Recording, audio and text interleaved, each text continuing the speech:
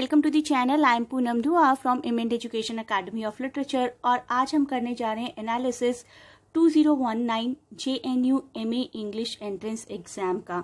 It was a combination of some reading passages and some MCQs। इस video में हम MCQs को analyse करेंगे और रीडिंग पैसेजेस का लिंक मैंने आपको डिस्क्रिप्शन में प्रोवाइड कर दिया है। हर रीडिंग पैसेज का एक सेपरेट वीडियो है। Please do watch those videos in combination with this particular video. आपका 2019 का एनालिसिस कंप्लीट हो जाएगा। तो आइए सबसे पहले नजर डालते हैं क्वेश्चन नंबर 1 पर। Which of the following was not published in 1930s? The correct answer is my experiment with truth. एक एक करके इन सबको भी समझ लेते हैं, आपको कुछ एडिशनल नॉलेज ही मिलेगी। तो कंठापुरा की बात करते हैं सबसे पहले, जो कि 1938 में पब्लिश हुआ था and it was an account of the impact of Gandhi's teachings against Britishers. It was non violent, जो कि पब्लिश हुआ था 1938 में और लिखा गया था राजा राव के द्वारा। अब हम बात करेंगे अनटचेबल के बारे में। अनटचेबल एक नॉवल है, मुल्कराज आनंद के द्वारा लिखा गया, जो कि 1935 में लिखा गया था।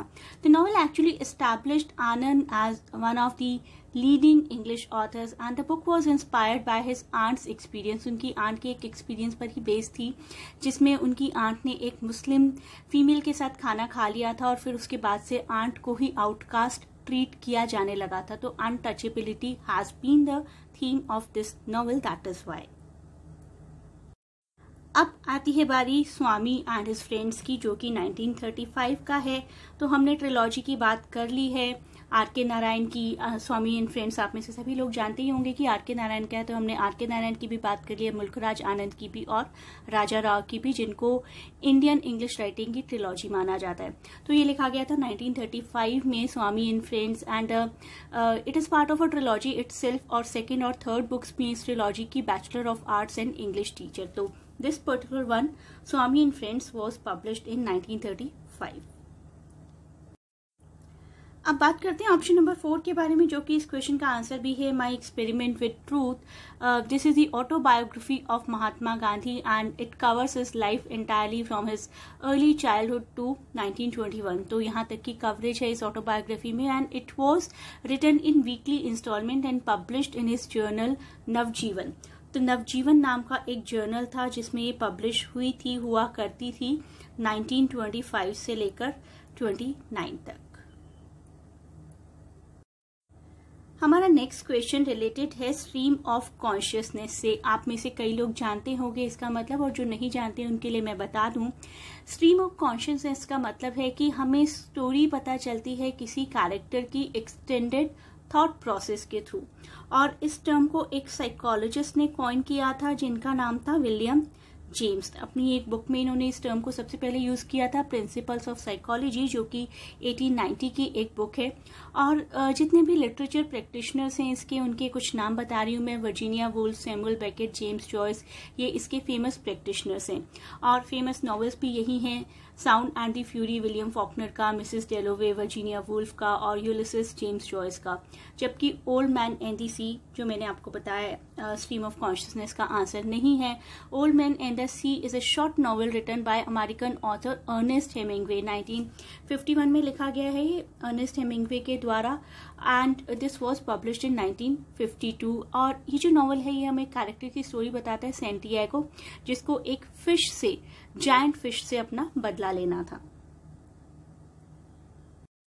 Next question, a vision bye W.B. Yeats, ये क्या है? The correct answer is a book of mystical philosophy. A vision, जो कि 1925 में पब्लिश हुई थी। अ विजन पब्लिश इन 1925 एक बुक लेंथ स्टडी है various philosophical, historical, astrological, poetic topics की by Irish poet W.B. Yeats। Next question, which of the following develops into rasa? and the correct answer is स्थाई भावा। रसा का मतलब होता है हम जो भी आनंद लेते हैं किसी भी पीस ऑफ टेक्स्ट का, किसी भी मूवी का, थिएटर का, कुछ भी हो सकता है, तो that is the juice, essence और टेस्ट बेसिकली, लिटरल मीनिंग तो यही है और मीनिंग भी एक्चुअली यही है कि हम किसी चीज का किस तरीके से आनंद लेते हैं, उसको पूरी तरीके से निचोड़ कर। किसी चीज को पूरी तरीके से निचोड़ देने का मतलब ये होता है ना रसा। तो यहाँ पर भी वही है कि जब भी हम कोई बुक पढ़ते हैं, जब भी हम कोई टेक्स्ट पढ़ते हैं, प्ले देखते हैं, थिएटर्स में जाते हैं, मूवीज देखने जाते हैं, तो किस तरीके से उसका आनंद लिया जाता है, that is the juice, essence और taste of anything. Indian aesthetics का ये पार्ट है। Indian aesthetics is a unique philosophical and spiritual point of view. Art, literature, architecture, इन सब का एक मिला जुला संगम है इंडियन एस्थेटिक्स। इट इज स्थायी भवा only which finally involves into a रसा। तो स्थायी भवा रसा में बदल जाता है। स्थायी भवा is a permanent emotion in a particular text, song और play.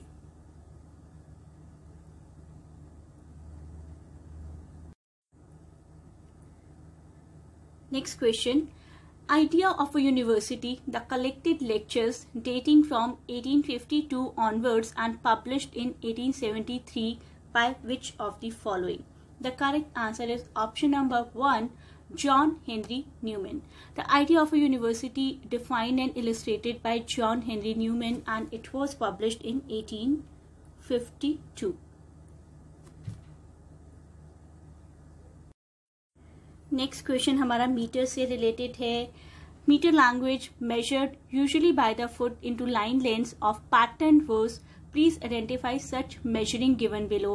Quantitative, syllabic, accentual syllabic. तो मीटर्स के बारे में और डिटेल में जानने के लिए आपको कुछ वीडियोस देखने पड़ेंगे, मीटर्स को अच्छे से समझना पड़ेगा। If you want to understand the metres and metrical patterns in a thorough manner, please mention in the comments, I will provide you the video. और इस क्वेश्चन का हमारा आंसर है all of the above are true. तो ये सभी rules apply होते हैं basically.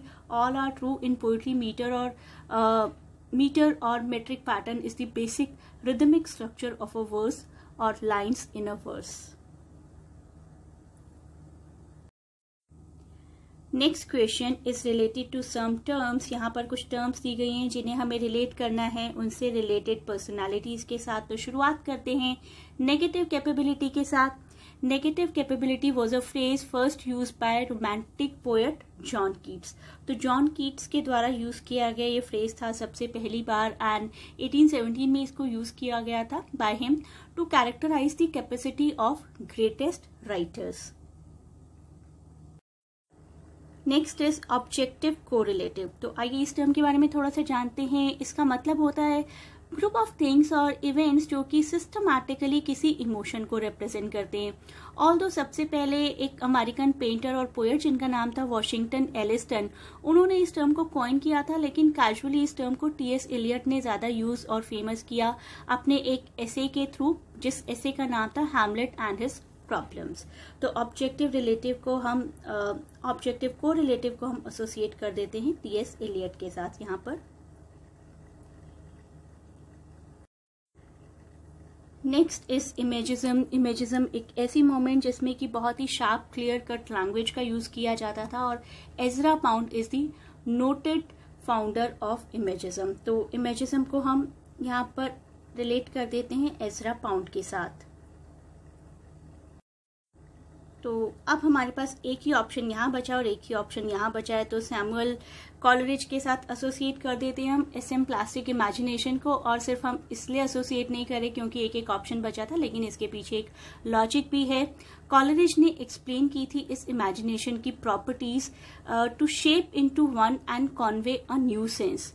Coleridge in the 10th chapter of Biographia Literaria, इसमें इन्होंने बात की है इस इमेजिनेशन की, and he described this ability of the imagination as esemplastic imagination which shapes और which has the power to shape disparate things into unified whole.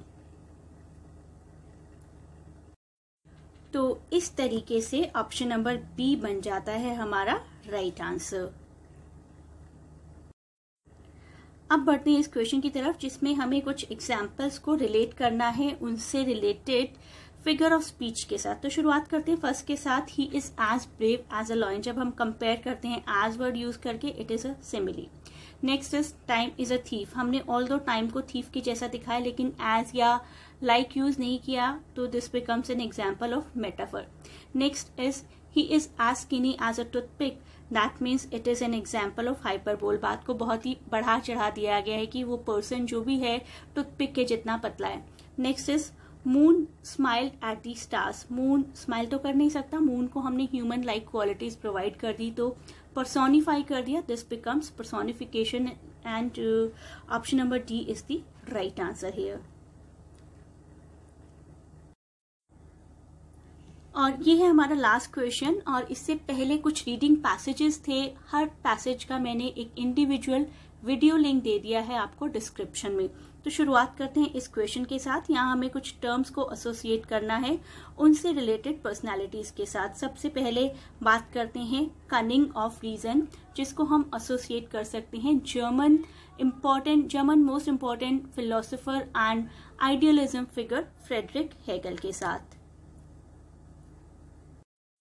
Okay, the next one is make it new. Make it new को हम associate करेंगे Ezra pound के साथ, और उसके बाद है द होल इज अनट्रू और होल इज फॉल्स, इसको हम एसोसिएट करेंगे जर्मन फिलोसोफर एडोर्नो के साथ, और इसके बाद है द बेनालिटी ऑफ इविल यानी कि सिंप्लिसिटी ऑफ इविल, इसको हम एसोसिएट करेंगे हैना एरेंडेट के साथ। So option number B hence is the right answer, and we have reached to the end of this video, this analysis of 2019 JNU MA English Entrance Exam। और जितने भी reading passages थे उनके link description में दिए गए हैं, please उन वीडियोस को भी जरूर देखिए, तभी आपका ये एनालिसिस कंप्लीट होगा। Thanks a lot for watching and best of luck for your exams, and please do not forget to share and subscribe the channel.